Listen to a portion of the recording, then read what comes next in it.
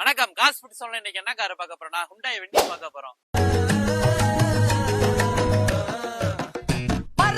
சிங்காரி என்ன கொஞ்சம் சிக்காம சிக்க எடுத்தா காதோட சுத்த வச்சா ரிங்கா ரிங்கா மன்னாதி மன்னர் எல்லாம் பின்னாடி வந்தாலும்.